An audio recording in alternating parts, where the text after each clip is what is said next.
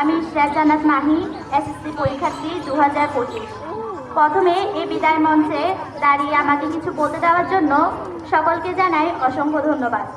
আমি আমার বিদায়ী বক্তব্যের শুরুতে আমার মঞ্চে উপবিষ্ট সম্মানিত সভাপতি, প্রধান অতিথি, বিশেষ অতিথি এবং আমার শ্রদ্ধেয় শিক্ষক বিন্দু সহ আমার সামনে উপস্থিত আমার সহপাঠী ও ছোট বোনেদের সকলকে জানাই আন্তরিক শুভেচ্ছা ও সালাম। আসসালামু আলাইকুম। বিদায়ের বেদনা জলে ভেজা চোখ, দৃষ্টিতে তবু চেয়ে থাকি অপলক। সেই স্বনামধন্য বিদ্যাপীঠ, বাস্তবে তুমি কতটা সুন্দর 5 বছরে হয়তো আমরা সঠিকভাবে জেনে উঠতে পারিনি, তবে তোমার খ্যাতি ও সম্মান অঞ্চলব্যাপী। তোমার মতো একটি স্বনামধন্য শিক্ষা প্রতিষ্ঠানে শিক্ষা গ্রহণ করতে পেরে বাস্তবে আমরা অনেক গর্বিত। বিভিন্ন প্রতিবন্ধকতার কারণে অন্যান্য ব্যাচের মতো আমাদের সাথে তোমাদের সম্পর্ক হয়তো এতটাও গভীর হয়ে ওঠেনি, তবুও এই বিদ্যালয়ে মাঠ, ঘাস, প্রাঙ্গণ, চেয়ার, টেবিল সবকিছু আমাদের মনের অন্তঃস্তরে স্বর্ণাক্ষরে লেখা থাকবে।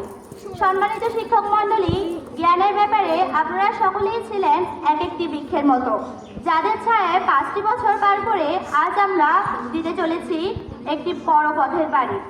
শেখানোর ক্ষেত্রে আপনাদের ছিল অমায়িকতার প্রকাশ। আমাদের এই বিদায় অনুষ্ঠান শুধু একটি আনুষ্ঠানিকতা মাত্র। প্রকৃতপক্ষে আমরা মন থেকে কখনো এই বিদ্যালয় থেকে বিদায় নিতে পারবো না।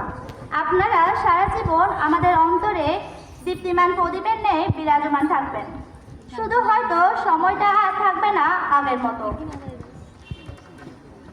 আমরা হয়তো আর ফিরে পাবো না পুরাতন দিনের সেই ক্লাসসমূহ। আর হয়তো অঙ্ক করলে অলোক স্যার বলবে না ভেরি গুড, সম্পাদ্য লিখলে ফরহাদ স্যার হয়তো আর বলবে না মনে করি কমা লেখার কথা।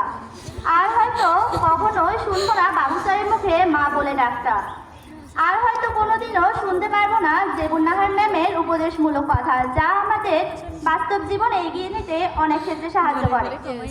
কখনো হয়তো আর শোনা হবে না জাহানারা ম্যামের অনুপ্রেরণামূলক কথা, যা আমরা পড়ালেখার ক্ষেত্রে অনেক গুরুত্ব উপলব্ধি করছি। অজিত স্যার হয়তো আর কখনো বলবে না প্রস্তুতি নাও, কালকে প্রতিযোগিতা আছে, তোমাকে অংশগ্রহণ করতে হবে। আর হয়তো স্কুলে প্রবেশের ক্ষেত্রে উসিম আন্টি বলবে না আম্মু তুমি কেমন আছো। এই সকল স্মৃতি থেকে দূরে গিয়ে থাকবো কিভাবে জানি না, কিন্তু সময়ের বহমানতায় আমাদেরকে যেতে হবে। ম্যামদের মাতৃসুলভ মমতা, স্যারদের পিতৃসুলভ স্নেহ আমাদের মনে আজীবন গেঁথে থাকবে। ক্লাস চলাকালীন সময়ে হয়তো জেনে কিংবা না বুঝে আমরা অনেক বেয়াদবি করে ফেলছি।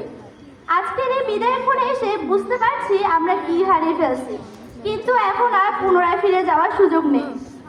আজ এই বিদায়ের ফোনে দাঁড়িয়ে আমার শ্রদ্ধেয় শিক্ষকবৃন্দর কাছে এসএসসি 2025 ব্যাচের পক্ষ থেকে একটাই প্রার্থনা যে আমাদের পূর্ববর্তী সকল দোষ ত্রুটি ক্ষমা দৃষ্টিতে দেখে আমাদের জন্য প্রাণ খুলে দোয়া করবেন, যাতে আমরাও সাদিয়া আপু, নাসরিন আপু, ঐশী আপুর মতো আলোকিত মানুষ হতে পারি। শুধু তাই নয়, যাতে মানুষের মতো মানুষ হতে পারি। হে প্রিয় সহপাঠী, তোমাদের উদ্দেশ্যে বলতে চাই, time and tide wait for none, অর্থাৎ সময় ও স্রোত কারোর জন্য অপেক্ষা করে না। এই বিদ্যাপীঠে 5 বছরের পথ চলার আজ আমাদের সমাপ্তি ঘটেছে।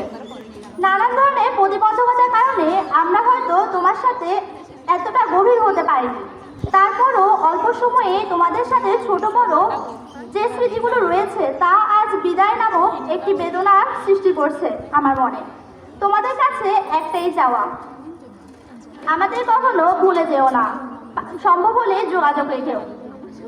স্নেহের ছোট বোনেরা, তোমাদের উদ্দেশ্যে আজ কি বলবো জানি না, তোমাদেরকে আমরা কতটুকু দিতে পেরেছি তাও জানি না, তবে তোমাদের কাছে পেয়েছি শ্রদ্ধা ও ভালোবাসা, যা বলে বোঝানোর মতো না, যেগুলো ভেবে আজ আমার মনে কষ্ট হচ্ছে। জানি না তোমাদেরকে ছাড়া থাকবো কিভাবে, নতুন পরিবেশে কিভাবে মানিয়ে নিব, কিন্তু তোমাদের উদ্দেশ্যে একটা কথাই বলতে চাই, স্যার ম্যামদের কথা কখনো অমান্য করো না। শুনতে খারাপ লাগলেও স্যার ম্যামরা কিন্তু তোমাদের ভালোর জন্য বলছে। হয়তো আজ বুঝছো না, একদিন আমাদের মতো এমন পরিস্থিতি এসে তোমরা বুঝবে, কিন্তু করার মতো আর সময় থাকবে না। এই বিদায় মুহূর্তে আমার ছোট বোনেদের কাছে আমি বড় আপু হিসেবে ক্ষমার হাত বাড়িয়ে দিলাম। দোয়া করো যেন আমরা আমাদের স্বপ্ন ও লক্ষ্য পূরণ করতে পারি।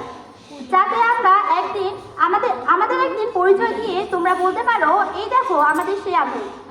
অতঃপর মাননীয় সভাপতি, প্রধান অতিথি, বিশেষ অতিথি এবং আমার শ্রদ্ধেয় শিক্ষকবৃন্দ সহ অনুষ্ঠানে উপস্থিত সকল শুভাকাঙ্ক্ষীদের কাছে এসসি 2025 ব্যাচের পক্ষ থেকে একান্ত চাওয়া এই যে আমাদের জন্য প্রাণ খুলে দোয়া করবেন। আমরা যেন আমাদের সফলতার এভারেজ জয় করতে পারি। আমরা যেন পৃথিবীর একজন আলোকিত মানুষ হয়ে উঠতে পারি। যে ম্যাম আমাদেরকে একদিন বলেছিলেন, মানুষ হতে হলে মানুষের মতো মানুষ হতে হবে, যাদের লোকে দুবার তাকায়। আমরা যেন তেমন মানুষ হতে পারি। সর্বোপরি দেশ ও জাতির সহযোগিতায় নিজেকে নিয়োজিত রাখতে পারি। পরিশেষে সকলের প্রতি রইল আমার বিদায়ী সালাম। আসসালামু আলাইকুম।